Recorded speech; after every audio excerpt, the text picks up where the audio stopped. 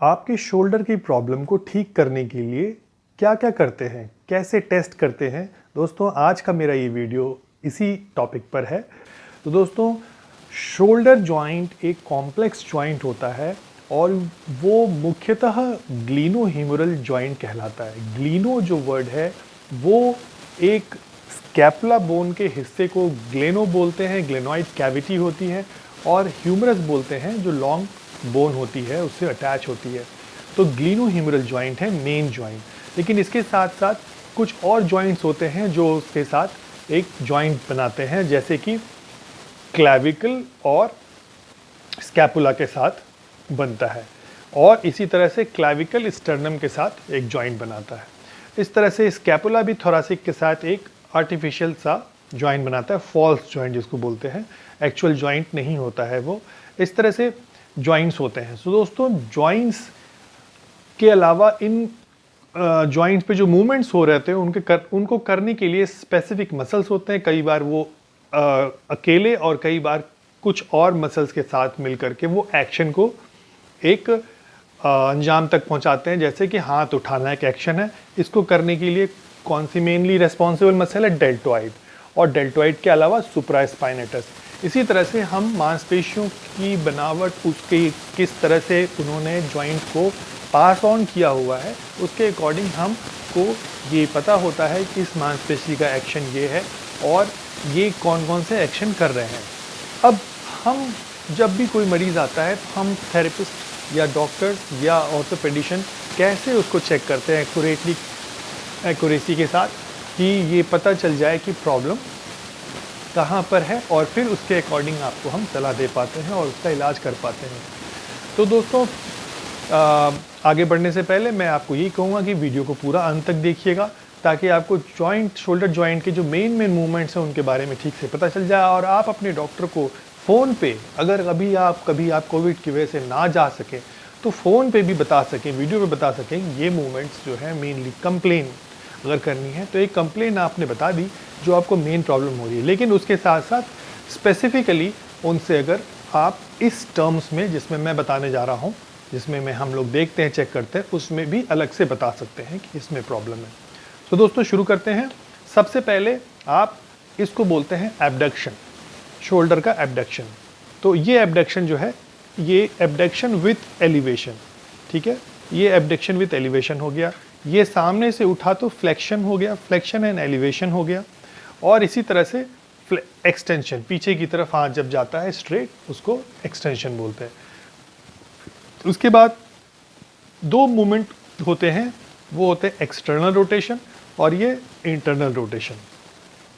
इसी तरह से राइट हैंड में भी मूवमेंट्स होते हैं। ये हो गया इंटरनल रोटेशन, इसमें ह्यूमरस बोन अंदर की तरफ घूम रही है और ह्यूमरस बोन इसमें बाहर की तरफ घूम रही है, शरीर से बाहर की तरफ, ठीक है, एक्सटर्नल इंटरनल रोटेशन। अब ये रोटेशन जो है हमें ये देखना है कि ये शरीर के साथ साथ जो जॉइंट की पोजीशन है उस समय में देखी गई है एक्सटर्नल रोटेशन इंटरनल रोटेशन, या शरीर से थोड़ा दूर पे एक्सटर्नल इंटरनल रोटेशन देखा गया है। तो ऐसा करने से आप मोटे मोटी आइडिया दे सकते हैं। अब ये मूवमेंट्स की बात होगी, कितना रेंज ऑफ मूवमेंट है और कौन कौन से मुख्य मूवमेंट होते हैं? फ्लेक्शन, एब्डक्शन और पीछे चला गया तो एक्सटेंशन। उसके बाद external rotation, internal rotation. External internal rotation किस स्टेज, मतलब किस पोजीशन ऑफ शोल्डर पे है?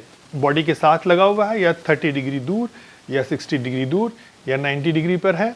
इस तरह से करके हम अलग अलग रेंज पे भी चेक करते हैं, बताते हैं। ये होगी रेंज ऑफ मोशन की बात। अब हम बताने वाले हैं आपको कि इसमें क्या एडिशनली आप कर सकते हैं और कुछ स्पेशल टेस्ट में आपको बताने वाला हूँ, इसीलिए वीडियो को पूरा ज़रूर देखिएगा।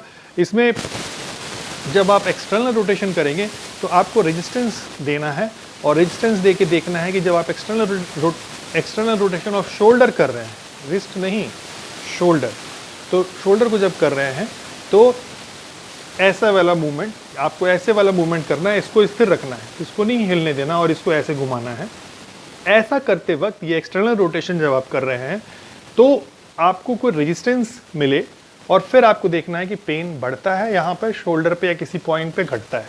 फिर इसी तरह से आप इंटरनल रोटेशन करें। जब इंटरनल या एक्सटर्नल रोटेशन कुछ भी करें तो आपको ध्यान रखना है कि ये जो लाइन है वो हिलनी नहीं चाहिए, वो एक ही जगह पे स्थिर होनी चाहिए। तो नीचे करते वक्त भी आपको रेजिस्टेंस दिलवाना है और ये देखना है कहीं मूवमेंट पेन तो नहीं इनिशिएट हो रहा है। इसको हम लोग आइसोमेट्रिक कॉन्ट्रैक्शंस बोलते हैं, रजिस्टर्ड आइसोमेट्रिक कॉन्ट्रैक्शन। इसमें भी हम देखते हैं कि मांसपेशियों में अगर प्रॉब्लम होगी तो वो पता चल जाती है आसानी से। तो RIC शॉर्ट फॉर्म में इसको RIC बोलते हैं। अब हम इसके अलावा आपको हर एक के लिए, एब्डक्शन के लिए, चाहे फ्लेक्शन के लिए, एक्सटेंशन के लिए, हर एक में रजिस्टर्ड आइसोमेट्रिक कॉन्ट्रैक्शन आप करके देख सकते हैं। लेकिन ज़्यादा फ़ायदा आपको कुछ स्पेशल टेस्ट करने से होगा। रेंज ऑफ मोशन जो मैंने पहले बता दिया उसमें आप RIC करके देख लीजिए। उसके बाद आप जो है स्पेशल टेस्ट, एक सबसे पहले इम्पिंजमेंट के लिए आप ये टेस्ट कीजिए कि हाथ ऊपर ले गए तो क्या आपके एंड रेंज पहुँचने से पहले थोड़ा पहले ही आपको कुछ यहाँ पर लगा कि कुछ फंस रहा है, कुछ पेन सा हो रहा है, कुछ पूरा मूवमेंट नहीं होने दे रहा है, दैट इज़ इम्पिंजमेंट सिंड्रोम। इसको नीर टेस्ट बोलते हैं। कौन सा टेस्ट बोलते हैं दोस्तों? नीर टेस्ट। और इसी तरह से एक दूसरा टेस्ट होता है जो एक्रोमियोक्लेविकुलर जॉइंट के लिए करते हैं और उसमें हम इस तरह से हाथ रख करके ऊपर नीचे करने को बोलते हैं। एक बेली प्रेशर टेस्ट भी होता है और इसको ऐसे प्रेस करके, जैसे कि आप बेली को दबा रहे हैं, तो बेली को दबाने की बजाय आप दूसरा हाथ देते हैं तो ये सब स्कैपुलर इसके लिए हो जाता है। तो इसी तरह से कुछ टेस्ट हैं जिनके माध्यम से हम तुरंत पकड़ पाते हैं कि प्रॉब्लम कहाँ पर है और उसके अकॉर्डिंग आपका हम ट्रीटमेंट जल्दी कर पाते हैं। तो दोस्तों, अगर ये मेरा वीडियो आपको अच्छा लगा हो तो ज़रूर दोस्तों में शेयर कीजिए। चैनल अब तक सब्सक्राइब नहीं किया तो सब्सक्राइब कर लीजिए और अपने आप को थेरेपी के माध्यम से ठीक कीजिए और आसान बनाइए इस समझ को कि प्रॉब्लम कैसे चेक की जाती है। आप सबका दिन बहुत बहुत शुभ हो। फिर मैं आपको नए वीडियो के साथ मिलूँगा। तब तक के लिए आप सबका दिन बहुत बहुत शुभ हो। नमस्कार।